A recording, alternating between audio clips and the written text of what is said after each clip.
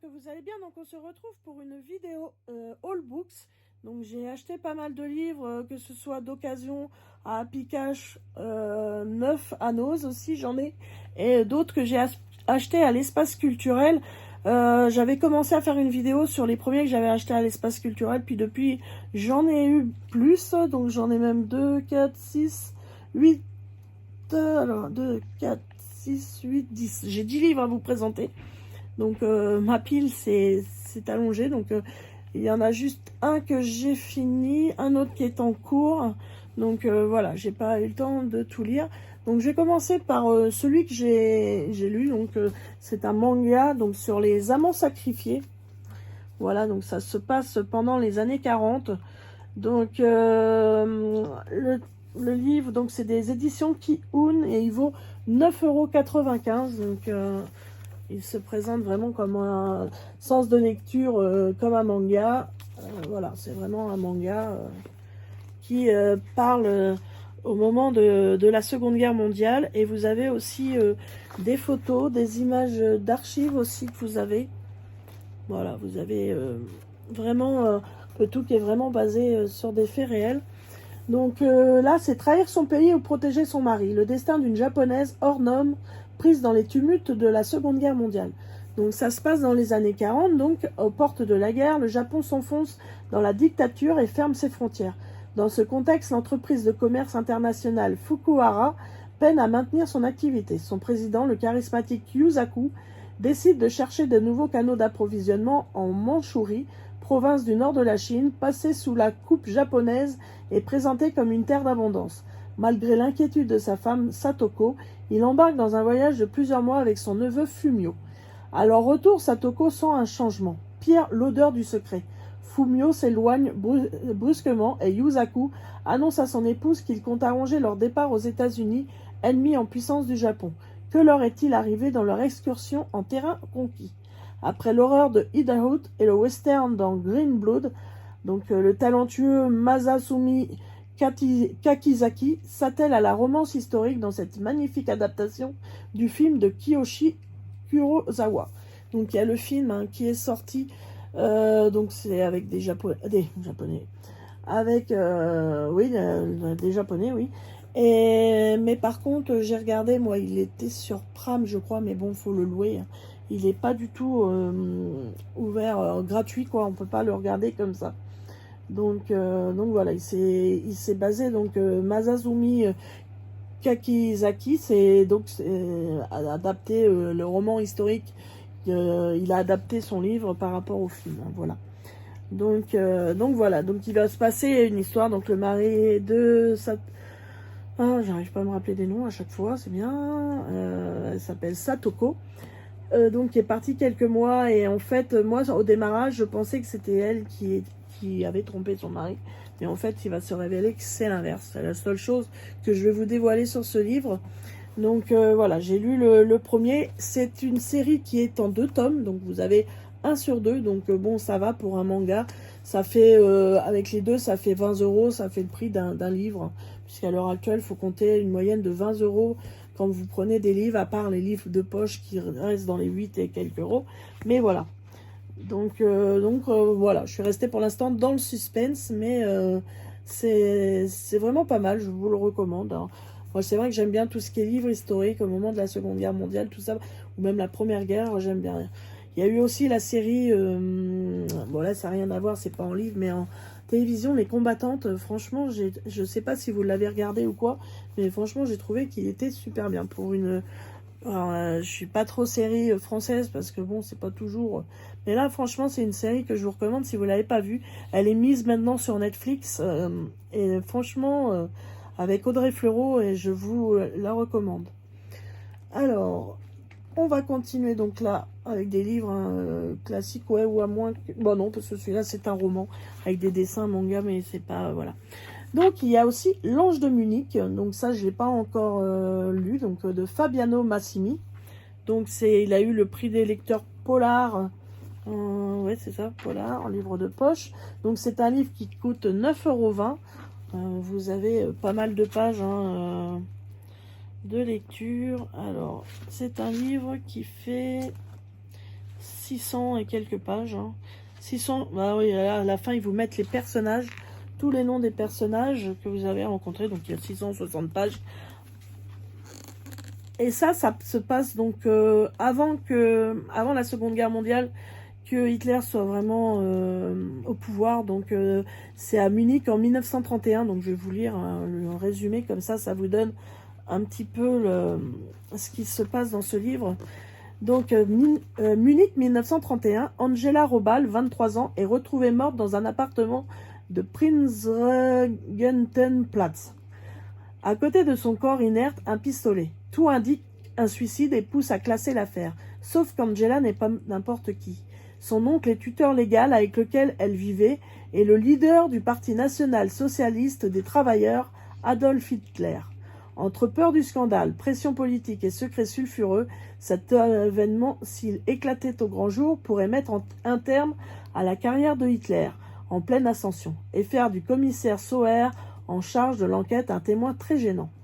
Dans une république de Weimar, moribonde, secouée par les présages de la tragédie nazie, Fabiano Massimi déploie un roman fascinant, fondé sur une histoire vraie et méconnue, mêlant documents d'archives et fiction avec un brio comparable à celui d'un Philippe Kerr.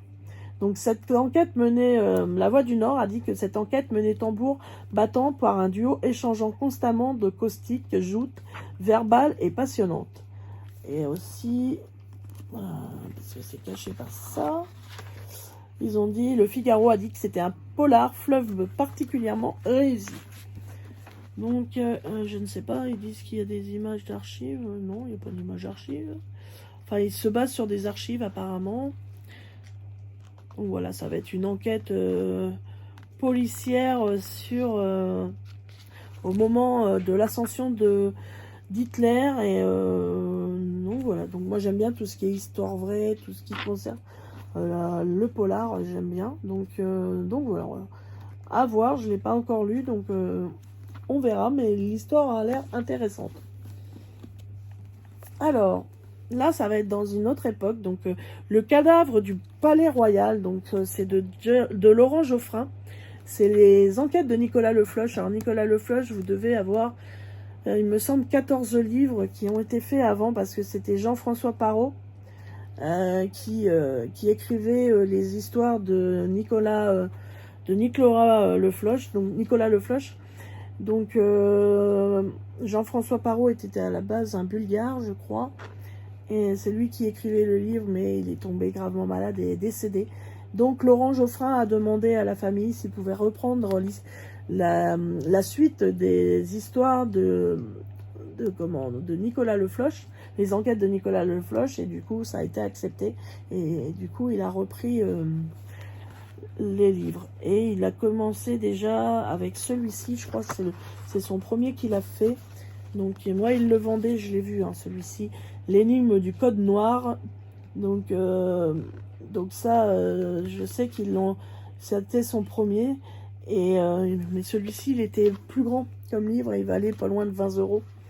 Donc du coup j'ai pris celui-ci, mais si vraiment ça m'intéresse, j'essaierai de me les procurer, même de me procurer ceux d'avant, que ce soit Laurent Geoffrin. Donc, mais le magazine Elle a dit que Jean-François Parrot ne pouvait rêver meilleur successeur. Donc c'est vrai que Laurent Geoffrin apparemment écrivait ses livres vraiment dans le style de Jean-François Parrot, et du coup lui il aimait bien les histoires, et c'est pour ça qu'il a voulu reprendre la suite. Donc j'ai vu ça, moi j'ai eu le titre de livre, c'est pour ça que je l'ai acheté. C'est dans 10-18, comme vous voyez c'est marqué là, 10-18. Et à Leclerc, à l'espace culturel, ils mettent justement à disposition. C'est un grand livre, voilà, et avec quelques pages. C'est pas non plus un gros livre, mais ça vous montre toutes les sorties qu'il y a.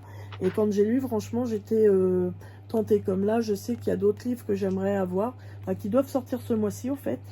C'est vrai que qui m'intéresserait à avoir. Pas de Nicolas Le Floch, c'est un autre. Je sais pas si je retrouverai. Ah, mais voilà, justement. Donc je vais vous montrer ça après. Voilà, si vous ne l'avez pas vu, c'était ça qui se trouvait à l'espace culturel. Je sais que moi, dans le mien, il n'y en a plus. Mais c'est le mag 10-18. Voilà, donc une fin d'année collector. Et franchement, il y a d'autres livres qui m'intéressent, qui doivent sortir là au mois de novembre. Vous l'avez aussi sur www.1018.fr. Donc vous devez trouver tous les livres qui sont sortis par celui-là. Donc catégorie 7B, c'est au niveau du prix, et je crois qu'il valait dans les 7-8 euros à peu près. Ah bah attendez, je crois que le prix est marqué. Je vais faire dire ça. Alors, il est sorti le 6 octobre, 312 pages à 8,50 €. Voilà. Donc ça se passe au moment de la prise de la Bastille en 1789. Donc là, on part dans une autre époque. Depuis la prise de la Bastille, tout a changé. En septembre 1789, le pouvoir de Louis XVI est menacé, mais son destin n'est pas encore scellé. Le commissaire Le Floch, appelé à l'aide, ne tarde pas à comprendre les nouvelles règles du jeu. Intrigue au palais royal, quartier sulfureux de la capitale, un enlèvement et un cadavre, jusqu'aux machinations du duc d'Orléans et du comte de Provence. La fin de la royauté semble proche, et Le Floch hésite. Où va sa fidélité? Au régime défaillant auquel il doit sa carrière, ou à la révolution qui promet de tout bouleverser? Voilà, donc voilà, c'est un commissaire, donc et du coup qui mène des enquêtes. Donc chaque livre, vous avez différentes enquêtes. Voilà, par rapport à ça, au moment... voilà, c'est en 1789. Bon, les autres doivent être faits plus tôt. Donc je ne sais pas par la suite quelle histoire ça va prendre. Voilà, il y a la série aux 2 millions d'exemplaires. Donc vous avez aussi de Jean-François Parrot, l'énigme des Blancs Manteaux, l'affaire Nicolas Le Floch et le prince de Cochinchine. Cochinchine, il me semble que je l'ai vu à vendre.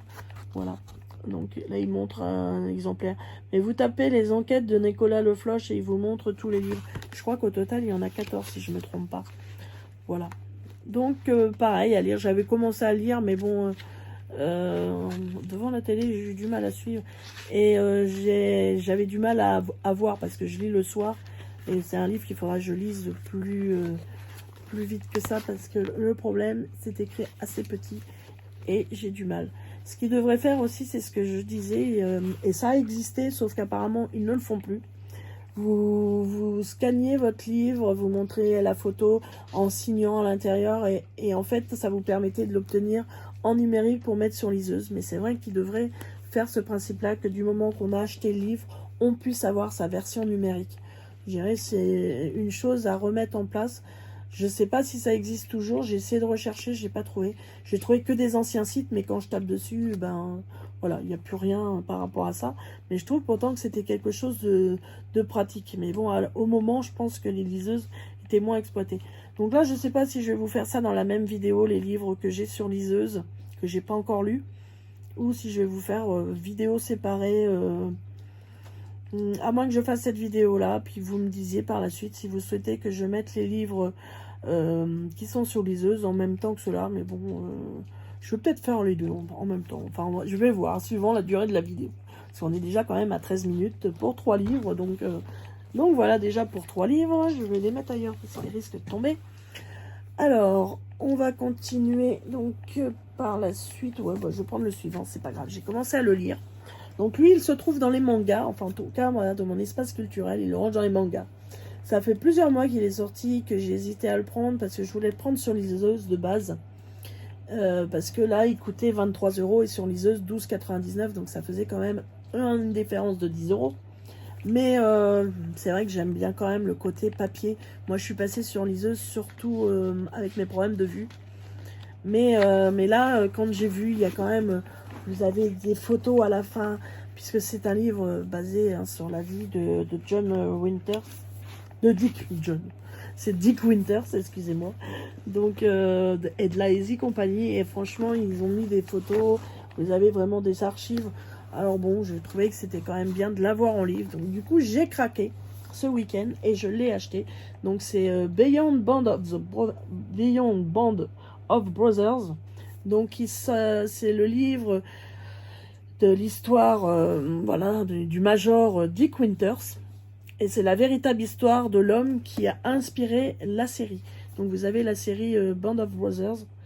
Vous avez même l'acteur qui joue Ross, pour ceux qui connaissent Ross Geller dans Friends, qui joue dedans. Et franchement, la série, moi je m'en rappelle pas trop parce que souvent mon mari l'a regardé le soir. Mon mari a bien aimé la série et puis moi je ne l'ai pas complètement vue. Donc là je lis le livre et j'aimerais bien par la suite voir la série, voir si vraiment ils ont tout mis, si vraiment, mais je sais que la série a énormément marché, donc je ne sais pas s'il y en a parmi vous qui l'a vu, mais voilà, je vous conseille le livre si vous avez vu, d'avoir le livre. Donc c'est par rapport, donc c'est la vraie véritable histoire hein, de Dick Winters, le major. Donc dans ce livre-là, vous avez la couverture en dessin comme ça. Et vous avez des dessins de temps en temps. Bon bah là c'est une carte, hein, vous avez des cartes aussi. Donc c'est pour ça que quelque part j'aimais bien avoir le livre physique. Et vous avez des beaux dessins réalisés. Je ne sais pas qui c'est qui les réalise. Illustré par David Fabry. Voilà. Mais j'ai trouvé que c'était sympa d'avoir un livre des dessins. Donc nous, il l'avait mis dans les mangas, sauf que c'était un roman. Donc on l'avait baptisé la Easy Company, mais sa mission n'a jamais rien eu de facile. Immortalisée par le livre et la série TV Band of Brothers, elle subit le taux de perte effroyable de 150% en libérant l'Europe du joug nazi. Dick Winters en était le commandant. Voici son histoire. Donc à la base, il était major et après il est devenu commandant. Donc voilà, donc c'est l'histoire de sa vie. Il nous explique vraiment au début, quand il arrive vraiment dans l'armée, parce qu'il s'est engagé, tout ça. Donc vous avez toute l'explication. Moi j'en suis arrivée là, hein, page 56-57. Donc voilà, mais pour l'instant le livre est vraiment intéressant. On a envie de savoir la suite. J'aime bien tout ce qui est sur biographie, des choses comme ça. Et puis bon bah là, en même temps sur la Easy Company, sur la Seconde Guerre mondiale. Donc voilà, donc c'est vrai que c'est pas mal de livres qui sont basés sur des enquêtes policières. C'est vrai que mes livres vont être basés sur la Seconde Guerre mondiale ou la première, hein, ça peut arriver aussi, ou comme là en 1789, mais ou sur des enquêtes policières. J'aime beaucoup ce style de roman. Ça m'arrive hein, de lire des romans de romance, mais là vous n'allez pas en avoir du tout. Non, pas spécialement. Donc voilà, ça, vous allez voir un petit peu le style de livre. Je lis un peu de tout, mais c'est vrai que pour l'instant, les livres papier sont beaucoup sur ça. Donc voilà. On va continuer. Donc celui-ci, je l'avais commencé aussi. J'en suis arrivée au chapitre 11. Donc c'est de Nadine Monfils. C'est les folles enquêtes de Magritte et Georgette. Donc là, ce sont des personnages belges. Donc vous avez des expressions belges. C'est vraiment... donc là, ça change un peu. C'est pas de l'histoire vraie. Donc là, c'est assez déjanté. C'est assez marrant, quoi. Vous avez des choses... voilà, qui sont des expressions qui sont belges, quoi.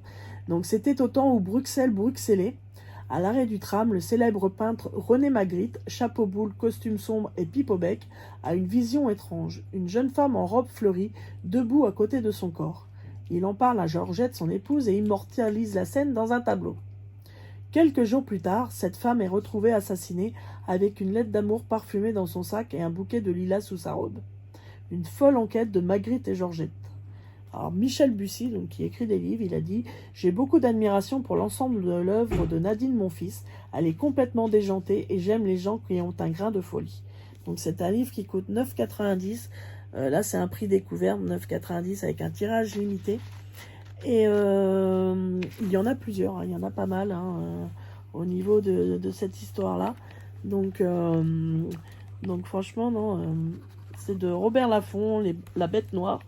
Mais j'ai bien aimé déjà le début, donc moi j'en suis arrivée où ils ont retrouvé la femme morte. Hein, et que lui, il avait dessiné le tableau juste avant. Donc on verra par la suite ce que va donner l'histoire. Mais franchement, c'est pas mal. Pour l'instant, pour le début. Après, je vous dirai, je vous ferai une vidéo retour, je pense, sur les livres. Donc ça, c'est un livre qu'on a trouvé à Noz, donc à 2,99 €. Donc c'est sur une histoire vraie, je crois, il me semble. Enfin, c'est Cheval de légende, donc de Fabienne Blanchu. C'est un livre qui coûte à la base aux éditions Fleurus, qui est à 16,90 €. Donc je l'ai eu à 2,99 €. Donc à Noz, mais qui est peu à côté de chez nous. Ah, j'ai oublié de vous dire, mais en fait, notre Noz qui se trouvait donc à Flers a fermé. Donc du coup, je n'ai plus du tout de Noz auprès de chez nous. faut qu'on fasse à peu près 30 km, je dirais, parce qu'ils nous ont dit d'aller soit à Vire, soit à la Ferté-Macé. Là, c'était Argentan, mais on est obligé de faire 30 minutes à 3 quarts d'heure de route, quoi, pour aller à Anoz. Donc, ce qui veut dire que je n'irai plus beaucoup. Donc là, c'est l'histoire vraie de Gladiateur. Donc, Gladiateur, c'est le cheval. Donc, l'histoire, franchement, c'est mon mari qui l'a trouvée. Et franchement, j'ai trouvé qu'elle était bien. Reste là, bébé. J'ai mon chien qui veut à tout prix grimper sur la petite table. Je pense qu'il veut boire.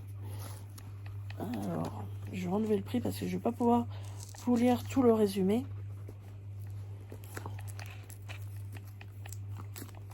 Ah, bah alors.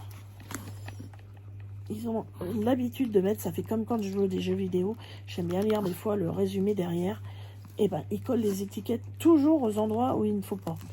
C'est toujours en plein milieu de ce que vous voulez lire, alors qu'ils mettraient ça au niveau du code barre, ou je sais pas, ils devraient faire autrement, je sais pas, mais franchement, voilà.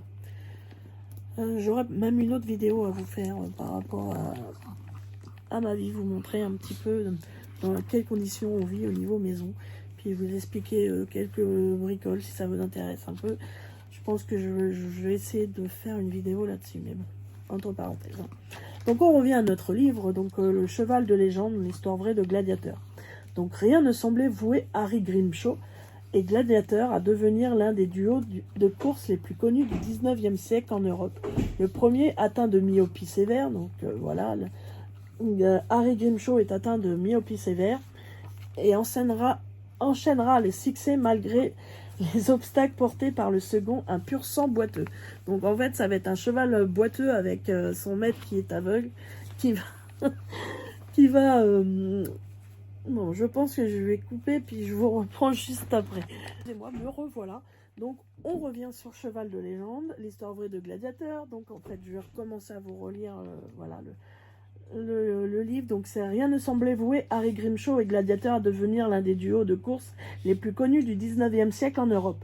Le premier, atteint de myopie sévère, enchaînera les succès malgré les obstacles portés par le second, un pur sang boiteux. Donc, le cheval est boiteux, et vous voyez... celui qui le grimpera sera myope, donc voilà, il faudra que, je pense que, qu'est-ce qu'ils disent alors, au fil des pages de ce roman, inspiré des faits réels, se destine le destin extraordinaire de ce binôme équestre à qui tout va réussir. Une plongée intime dans le monde des courses hippiques, mais aussi et surtout le récit touchant d'une relation riche et inexplicable, celle qui unit un cavalier à sa monture. Avec un cahier photo en couleur Gladiateur. Donc il doit y avoir un cahier... Alors, je sais pas, peut-être qu'il le donnait avec le livre parce que j'ai... Ah si, il y a des photos. Ouais, c'est des peintures en fait. Alors, voilà, vous avez des belles peintures au fond. Voilà, sur les 2 pages. Et voilà, vous avez des tableaux à la fin. Voilà. Je pense que si c'est des tableaux, ça doit être déjà... pourtant, il me paraît assez moderne. Quoique là, tout est en tableau. Je ne sais pas en quelle année ça se passe. Ah, par contre, je n'avais pas fait gaffe, mais pour le lire, ça va être extra. C'est assez espacé, assez bien écrit. J'aime bien, franchement, la façon que c'est écrit. Ouais, il vous montre... bah c'est 5, hein, c'est simple. Naissance d'Harry Grimshaw, donc le 7 avril 1840. Donc c'est dans les années 1800. Et Gladiator, non, je confonds avec le film. Gladiateur, il est mort en 1876. Donc voilà, donc ça permet, vous avez ici, il vous montre l'âge. Donc voilà, c'est dans les années 1840. Enfin 1800, il avait 20 ans, donc 1860, disons. Parce que le haras, fin haras de Dangu en 1859. Oui, ils le mettent un petit peu partout. Voilà, vous avez encore ça dans le 3e chapitre. Donc voilà, ils mettent... ils doivent même le mettre dès le début. Ouais, ils mettent toujours la naissance et la mort, et après, et entre deux, celui du milieu change. Donc voilà, c'est une belle histoire, je pense, entre le cavalier et son cheval qui vont... il va falloir qu'ils se fassent confiance, je dirais, mutuellement pour pouvoir franchir et gagner des courses. Donc je pense que ça doit pas être mal. Donc voilà, encore un livre à découvrir. Donc là c'est à Noz, donc à Argentan. Donc j'ai trouvé donc Un village français 1940. Donc je sais pas s'il y en a qui ont vu la série. La série est passée sur France 3. Donc vous avez là on l'a sur Salto. Nous on est en train de le regarder donc sur Salto. Puisque j'ai un mois gratuit à Salto, donc on est en train de regarder la série. Donc vous avez, je crois, c'est 7 saisons. Pourtant il y a 5, enfin je sais plus exactement. Mais là c'est 1940, vous avez 1941, 1942, 1943, 1944 et 1945. Voilà, donc à chaque fois, bon, c'est pas un livre où vous allez voir de la violence, tout ça, c'est vraiment sur le village, sur les personnages du village. Bon, il y a les résistants, tout ça, comment ils vivent, vu que le village a été pris par les Allemands.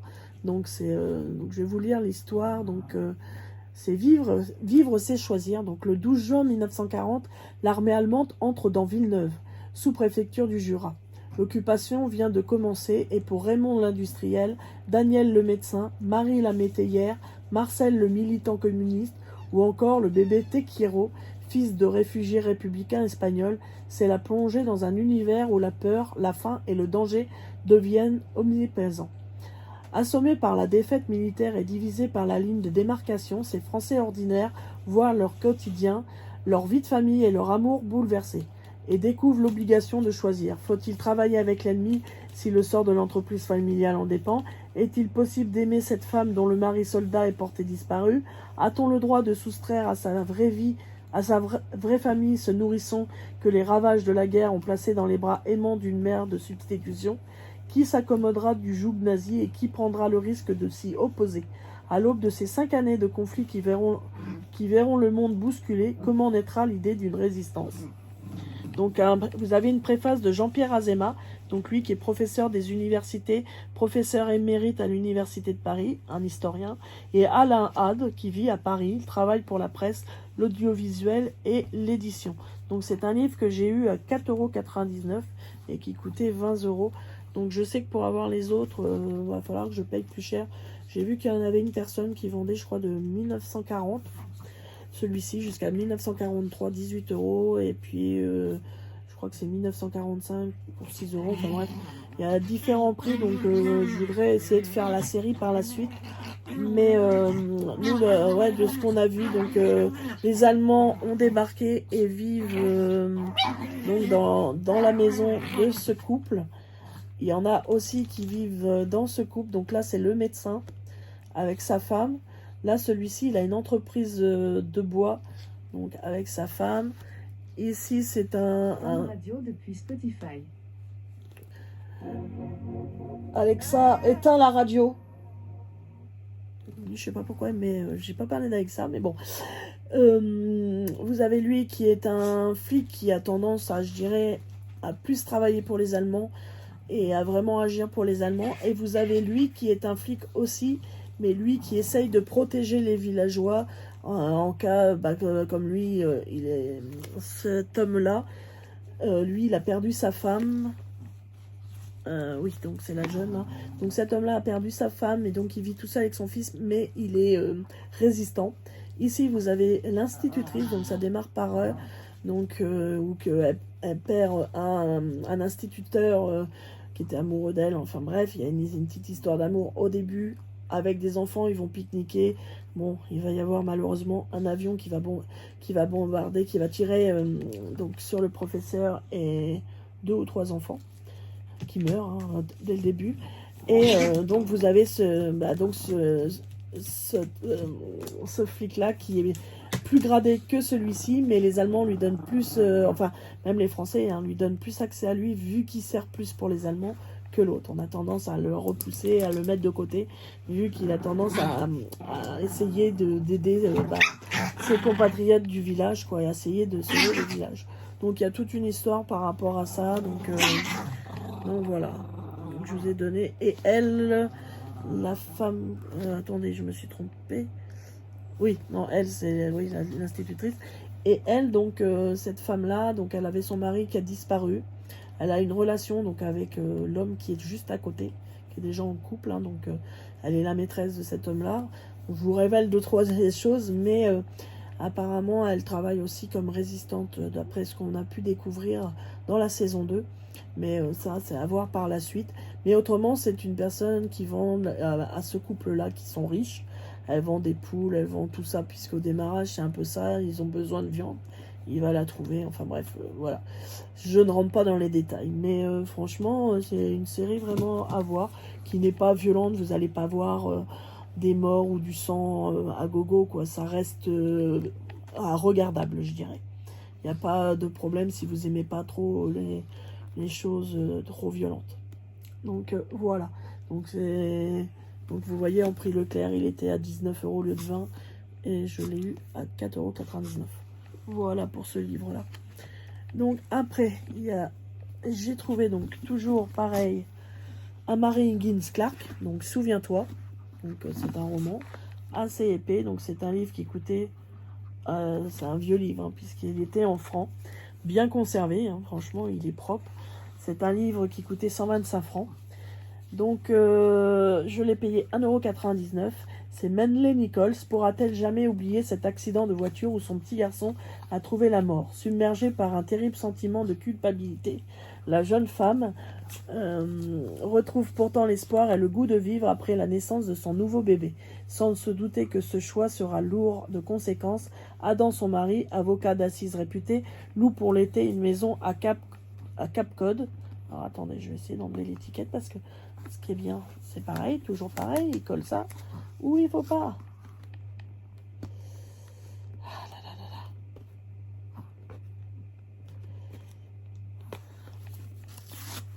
Bon. J'aurais dû les décoller avant. Ouais, il y en a eu deux dessus, c'est pour ça. Je m'excuse hein, pour l'entre-deux. C'est vrai que j'aurais dû penser à enlever les étiquettes. Mais c'est vrai que je n'y ai pas pensé.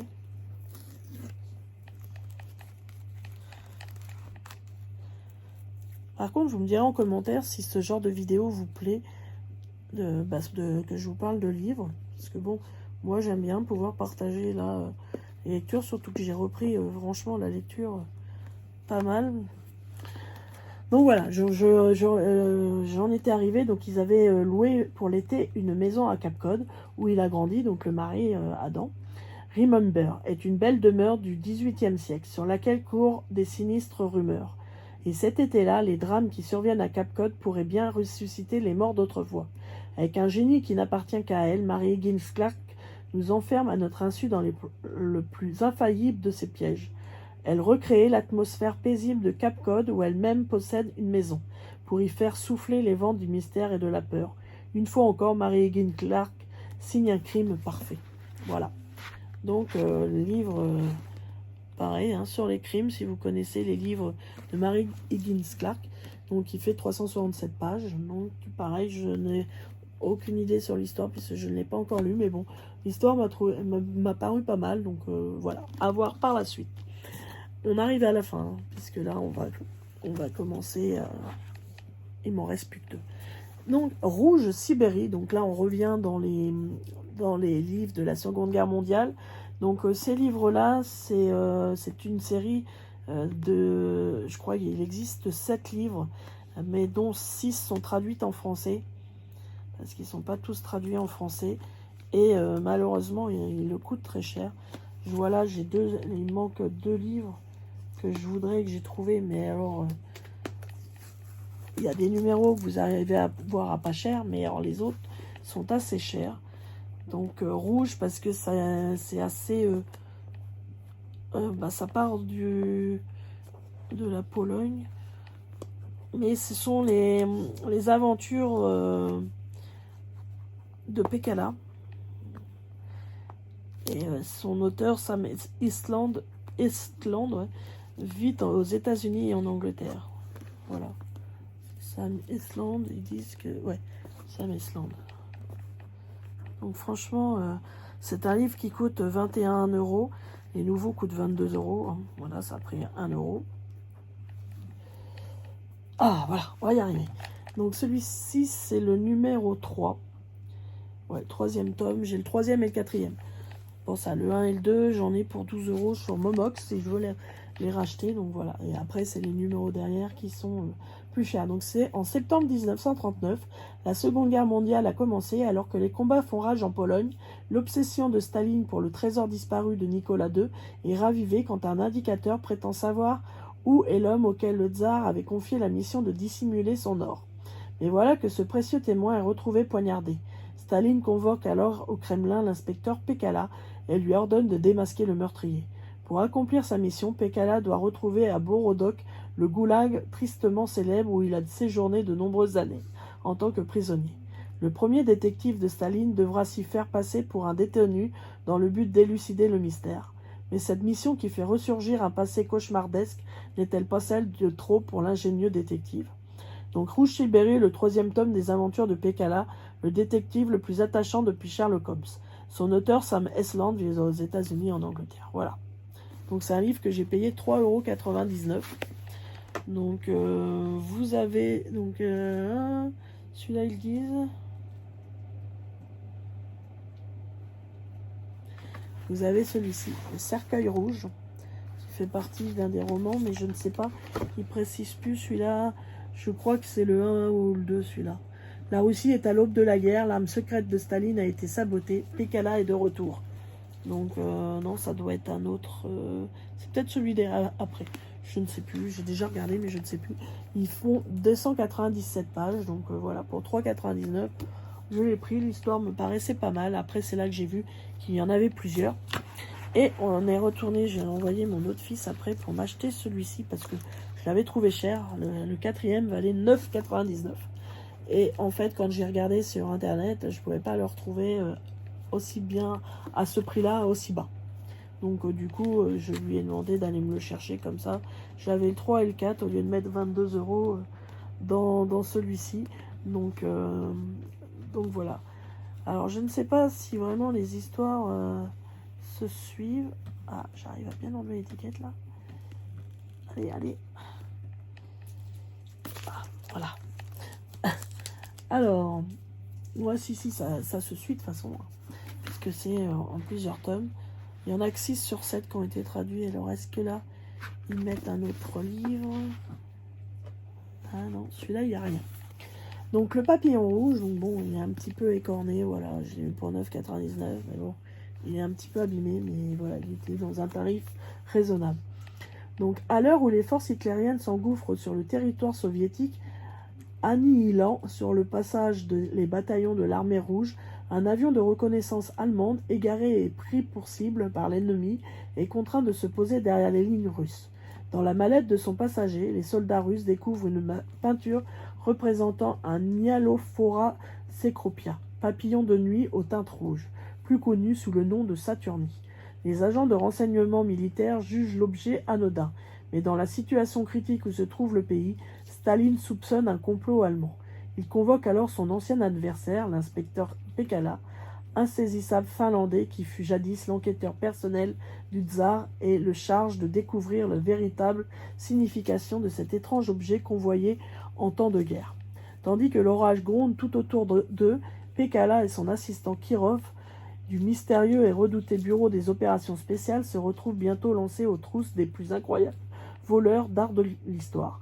La véritable proie de ces derniers est un bien secret et précieux ayant appartenu aux Romanov, un temps considéré comme la 8e merveille du monde. Le Papillon Rouge est le 4e tome des aventures de Pécala, le détective le plus attachant de Sherlock Holmes, depuis Sherlock Holmes. Mais apparemment, les histoires, elles se suivent sans se suivre, parce qu'en fait, à chaque fois, c'est une nouvelle enquête. Alors bon, je ne sais pas si je pourrais les lire avant, ou est-ce qu'il y a vraiment...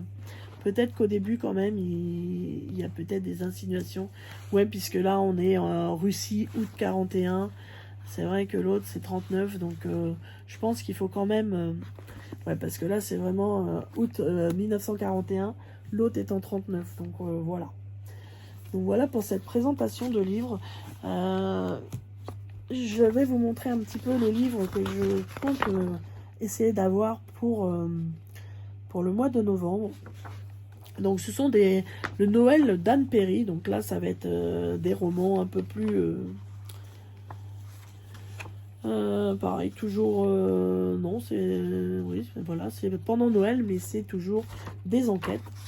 Donc Anne Perry, un Noël à Eaton Square, qui va sortir le 17 novembre et le 3 novembre. Donc collector, parution le 3 novembre. Ah oui, c'est un collector. L'autre c'est inédit. Anne Perry, l'étrangleur de Catcher Street. Donc la première enquête des célèbres Charlotte et Thomas Pitt en plein cœur de l'époque victorienne. Un mystérieux tueur étrangle et mutile des jeunes femmes dans le quartier huppé de Londres où vit la famille Ellison. Alors que la menace se rapproche, la jeune et téméraire Charlotte Ellison se retrouve malgré elle au cœur de l'enquête, aux côtés de l'arrogant mais séduisant inspecteur Thomas Pitt. Derrière les façades luxueuses de l'Angleterre victorienne, secrets et zones d'ombre ressurgissent à mesure que le danger guette. Donc c'est un livre qui fait 384 pages et qui vaut 9 €. Donc voilà, le 3 novembre il sort, donc j'aimerais bien pouvoir me le fournir puisque l'histoire a l'air sympa. Et le 17 novembre, donc inédit, parution apparemment, un Noël à Eaton Square, donc le traditionnel roman de Noël d'Anne Perry, quand repas de fête rime avec enquête. Apparemment elle doit faire à chaque Noël des livres d'enquête comme ça. Noël approche chez les Harcourt.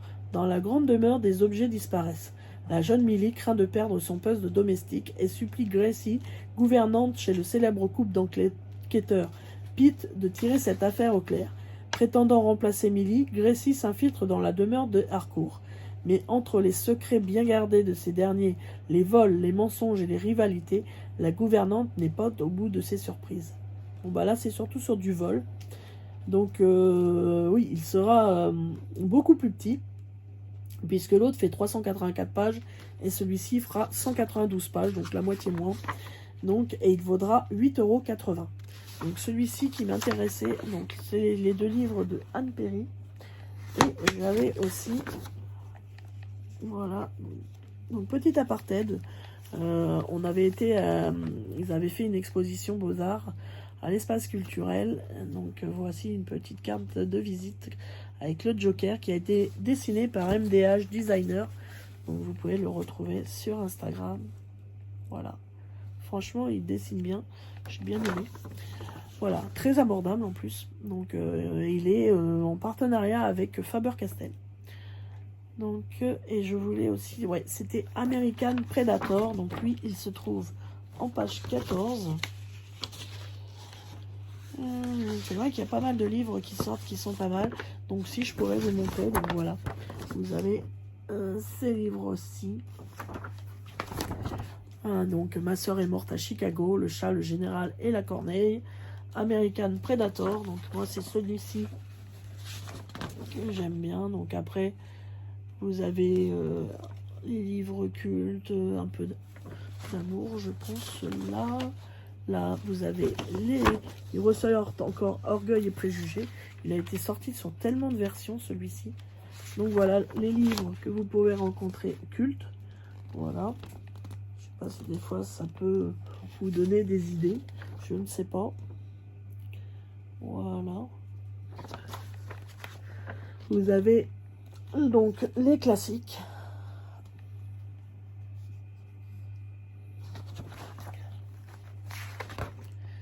Donc ça c'est pareil, littérature contemporaine,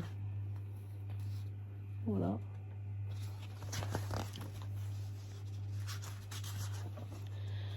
Ça c'est toujours la littérature contemporaine. Vous avez pas mal de choses sur la littérature contemporaine. Voilà. Ouais, puisqu'on est toujours sur la littérature contemporaine, vous avez ça. Et là, on va attaquer les polars. Donc, en polar, vous avez de Naomi Hirahara, Ma sœur est morte à Chicago. Donc, c'est en 1944, un polar envoûtant et poignant, lauréat du prestigieux prix Edgar Allan Poe. Donc, Californie, 1944. Akihito, jeune américaine d'origine japonaise, et ses parents viennent d'être libérés du camp d'internement où ils étaient détenus par le gouvernement depuis l'attaque de Pearl Harbor en 1941. La famille n'a plus rien et décide d'aller vivre à Chicago aux côtés de Rose, leur fille aînée. Mais la veille des retrouvailles, Rose est tuée par une rame de métro. La police conclut rapidement à un suicide. Dévastée par le chagrin, la jeune Aki refuse d'y croire. En lisant le journal intime de sa sœur, elle s'aperçoit que des pages ont été arrachées et y découvre un étrange ticket rouge, dans une société qui ne renvoie aux femmes de surcroît japonaises qu'indifférence et mépris. Aki se lance dans une enquête qu'elle semble être la seule à vouloir mener. Donc c'est un livre qui fait 360 pages et qui coûte 15,90 €.